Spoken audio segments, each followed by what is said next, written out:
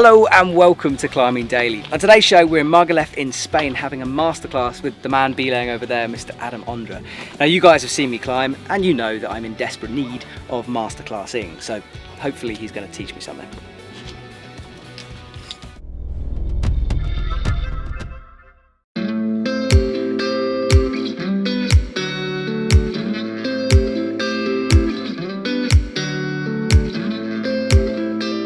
Marcel, you're doing this Rockbusters course. Why did you sign up for it?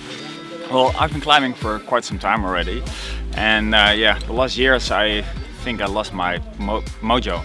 So I thought, one way to get it back is to climb together with Adam. Yeah, it's kind of inspiring, isn't it? Like being sort of that close to someone who's that good. And that good, but also that motivated. He is the most motivated climber that I've ever seen, and his motivation comes onto you, so yeah, it's really cool.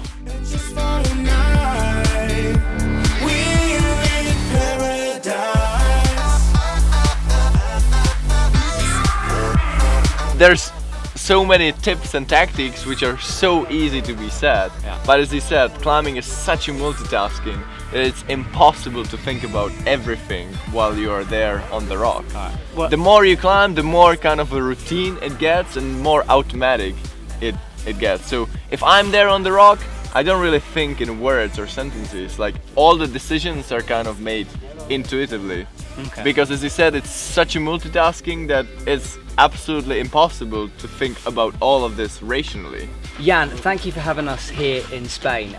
How did you manage to get Adam Ondra along onto one of your courses? Okay, so it wasn't that easy, and I was pushed away from lots of people. Then I came out with the idea because, Adam Ondra, the best climber in the world, he's so busy, he's got money from the sponsor, he doesn't really want to spend time with the people. And I was like to say, look, it's worth to try, if you don't ask. And he said, yeah, why not? Mostly it's the workshop focus on on-site and red point, to pass the experience, how to approach the on-site and red point attempts, mentally, technically, how to read the rock, what to concentrate on, what should your mind should be set up for, whatever, and just have a nice experience with the best climber on the world is good enough, and learn as much as you can, to pull the knowledge out of his brain. So Charisse, you just came down from the wall and you were being belayed by Adam Ondra. What kind of advice did he give you? What kind of advice? Trust my feet and believe there's other hold up there, because usually you can't see them from where you are, and just have to look out what to do with the feet, and just use the feet mostly.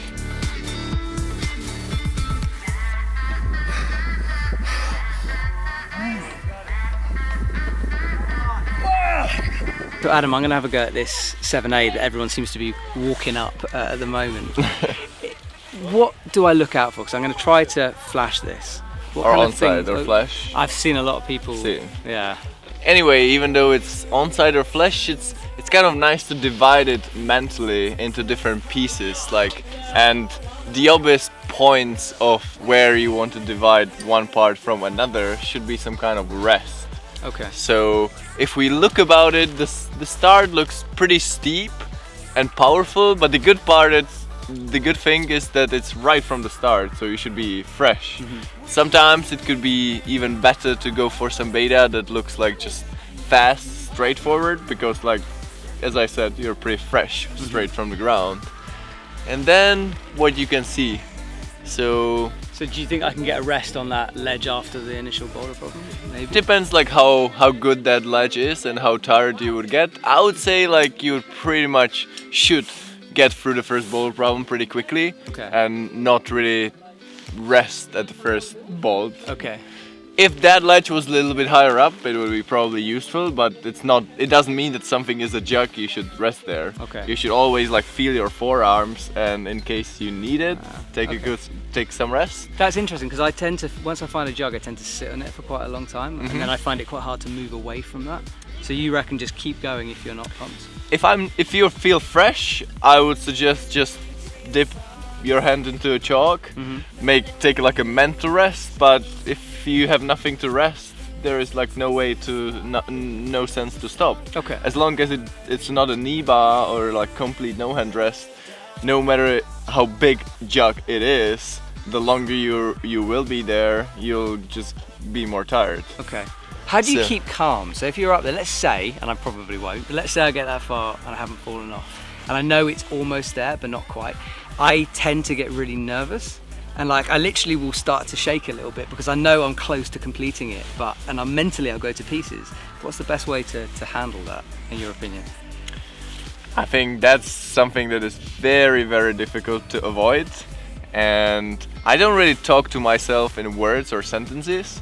I just climb. And it's often, I think it's pretty smart not even to look at the anchor. Not like watching, wow, the anchor is only 2 meters, now I can't mess it up. Just to keep going. Okay. And then you might be surprised that, whoa, this is already the anchor. Yeah. And that's a better surprise than the surprise like looking up and like, oh, anchor is still 10 meters away. Yeah, I do just that a lot. focus on the next climbing, on the next moves, and just always find the best solution in prior. If you have a certain hold where you know you can rest, while resting, check the terrain above. And I think the most basic mistake, if they are flashing or on-siding, they would get to a certain position and they wouldn't know what to do, and they would just keep holding with both hands. Right. And that's worthless. Okay. There are two activities that you should be doing while you are on the rock. Moving up or resting. Okay. Nothing in between. Okay. Holding on with two hands and looking up and not knowing what to do, that's the worst situation you can get into it, because So just go. climbing is about climbing and you have to get to the top. It's not about resting, it's not about like hanging there. Resting, if it's useful, that you get fresher and the climbing later gets easier, take a rest. Okay. But holding on, if you don't know what to do and you kind of hesitate, try to get some rest and like release one hand, and while you're resting you can check the terrain above. Okay. Okay, well I'll try to keep things simple and have a go at it, and when I come down perhaps you can give me some tips about what I did wrong, because I'm sure there's going to be a few. Awesome. Let's do some climbing.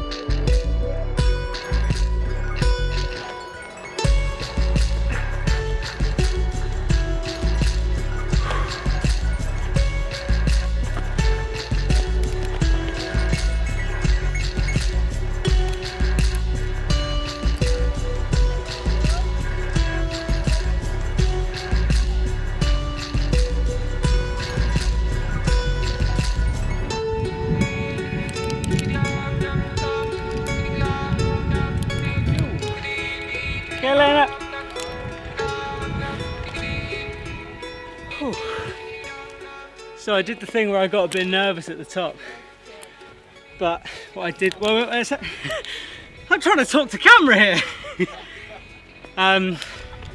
So I got a bit nervous at the top again. It's funny, I don't know if you guys feel this. When I kind of know it's in the bag, I get scared, so I'm going to drop it. But what was very useful was his advice about keep moving. So there's a few times down there where I would have stayed a lot longer, got more pumped and talked myself out of doing the next bit. But because he was like keep moving, it meant that I just moved when I would have rested. And actually I was I'm not particularly pumped. And usually I'd be pumped, so good advice. Okay, Lena, thank you. Woo! Adam, I made it. I did feel some pressure, especially with you watching at the bottom. It was just suddenly like, oh my God, the world's best climber is watching me faff around in a 7A. But I did it, and your advice, as I said at the top, was really, really useful. What could I do better? Because I'm sure there were many things. I think the flow and the right rhythm is something that you really have to work on. I mean, it wasn't definitely bad. There were some. You definitely picked the points where you rested for longer, and I think it made definitely a difference. So you would like divide the route into like 3 different parts, which was pretty important. On the upper section where it was kind of like more resistant, I think still there were a few. You kind of like just kept going. You said correctly that it's in certain points normally you would just stop for longer rest, which would not maybe that efficient. Yeah. But there would be still few moves which are slightly harder and where you really had to go hard, and a few moves which are slightly easier. And the art of climbing, in order to be as efficient as possible, to decide like in those moves which are slightly easier, just while doing the next move, just to shake out a little more. Yeah. In the end, like you have to think about the whole, about the route as a whole. It's not about like those 5 crux moves. It's about getting to the crux moves as efficiently as possible.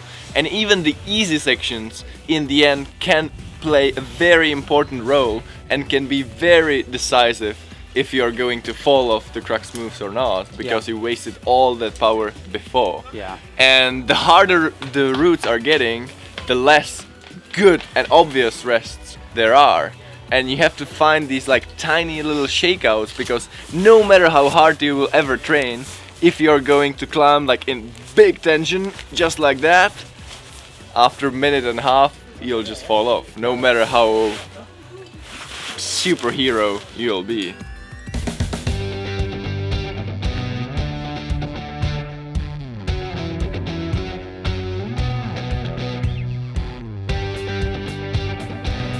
So the sun is starting to set here on the crag, and honestly, it's been an absolute privilege. Being able to stand next to Adam, for him to tell me tips to then climb and him critique me, has just been an experience I honestly never thought I'd have. Amazing, amazing day. Make sure you guys check out Rockbusters. Thanks for watching, and I'll see you soon.